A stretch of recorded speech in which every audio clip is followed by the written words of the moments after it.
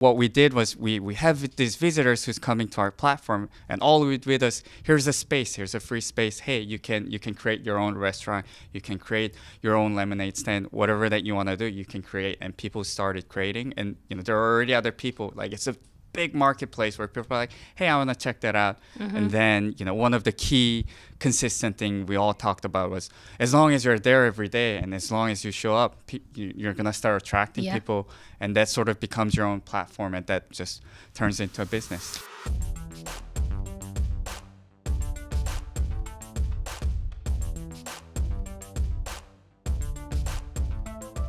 You had a really big panel about user-generated content and going from a fan to franchise. So could you explain a little bit about that for people watching?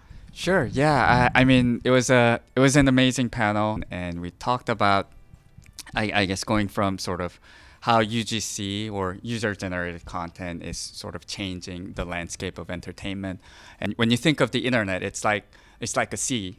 And you have these different destinations, and some of them start small, and some of them, you have these big islands. Like, I think Netflix and TikTok, that's a destination island that everyone goes to, and it's very easy to get sort of sometimes lost in this island, or sometimes it's very easy to jump from one island to another. And what Webtoon's been doing is we started, when we first started in the US, we built this island, and then we brought up a lot of content from Korea, where it's like, okay, here are these exotic content from Asia that you can experience. And that's how we first started attracting a lot of the audience. And then once we've found a lot of audience, people who are sort of visiting our island, it's like, hey, wait a minute, maybe I can create that too. Hey, I am a fan of this content, and I don't know, sometimes some creators like, hey, I think I can do a better job than that, so I want to create. Yeah, I think that's one of the most unique things about Webtoon is it's really the only publisher where somebody can go online and publish a comic and be listed as a canvas comic next to a huge original success. And that's a really cool thing. And something else that came out recently that you guys released that I thought was really wonderful was how, like you mentioned, the word business, a lot of those creators, user creators, actually get good payouts and end up being able to make money. So could you talk a little bit about that side of Webtoon? Yeah, I mean, we're very very excited to share some of these numbers, just to show that, hey, now it's growing into a real marketplace, and we've paid out over $27 million to U.S. original creators in the past 2 years. And what I often like to sort of share is that, hey, we want to make a lot of comic creators become the 1% of America. We love seeing all of them move up their tax bracket, and that's something that we're seeing.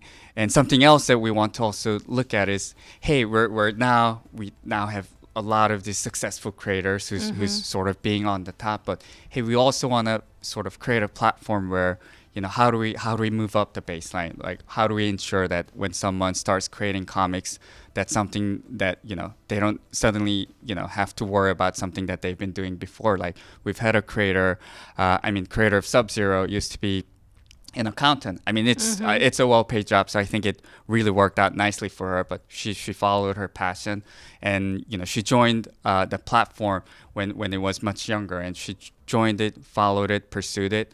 Now she's making a whole lot more than she used to when she was an accountant, which is like, it's amazing to see, and we want to see more of that, and we want to see that become more instant. And I think larger the platform is, we can enable a lot more creators to instantly sort of have that access. Yeah, I think it's something that's really important, especially because comics creators often are underpaid. So it's very cool to see that. And something else that you've kind of been doing that, like, we are a big fan of, obviously, here is the DC Comics with Webtoon collaboration, with Wayne Family Adventure and Vixen and now Zatanna. So with all these different characters in that world, do you think we could see a Webtoon DC universe, like with crossovers or references? And yeah, it's funny, and I'm trying to sort of see what I could share and what I shouldn't. But obviously, DC is a wonderful partner, and we've been talking to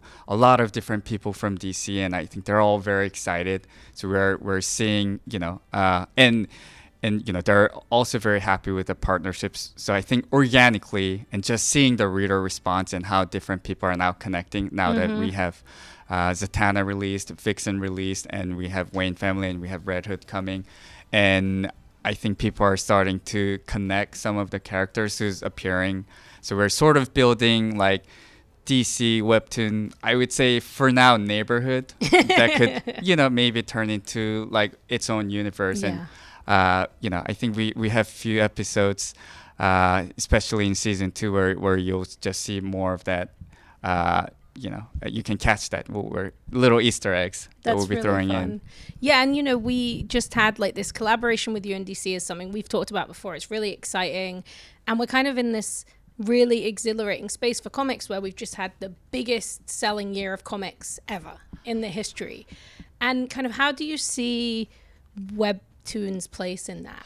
Yeah, I mean, it's amazing to see, and I think something that I think I want to see more of webcomics direct contribution being shown in that. I think some of the contributions that we're seeing is that we have, Lore Olympus is huge New York Times bestseller. Huki was also a New York Times bestseller, and we have Tower of God and True Beauty that Webtoon Unscrolled is publishing, and we're getting such a huge response and pre-order rate. We're very excited to see more of these in circulation, but at the same time, we're also like excited to see, hey, there's so much growth that we can create on online market as well. So there's just more ways for this industry to grow by people who directly consume comics and who also directly create them. And before we go, like speaking about that future, what are some of the things you're most excited about for Webtoon in the rest of 2022?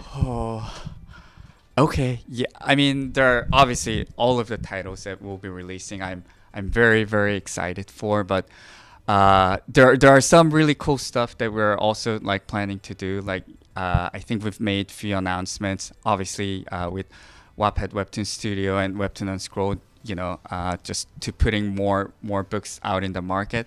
We're also starting more merchandise programs because I think we're seeing the demand, and we're seeing that people are like, hey, where can I get this that's in this comic? Yeah. I want this. So we're trying to sort of build a team to do it right and provide a value. Cool. Thank you so much for joining us in the Den of Geek. Yeah, this is super cool. Thank you for hosting me.